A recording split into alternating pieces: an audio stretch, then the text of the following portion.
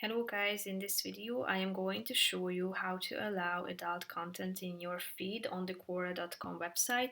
But first I just want to mention, don't forget to subscribe to my channel because at 10,000 subscribers I am going to show you my whole YouTube revenue statistics and growth strategy, how to make money online. Now let's jump into it. First of all, open the application on your or open the website on your device, and after that you should tap on this profile icon at the top of the screen next to the try quora button. Click on settings below, then you should tap on this privacy button in the settings section, and here you can see the privacy policy section at the top, and here you can find the allow adult content in your feed option that you can turn on easily by tapping on this button next to it.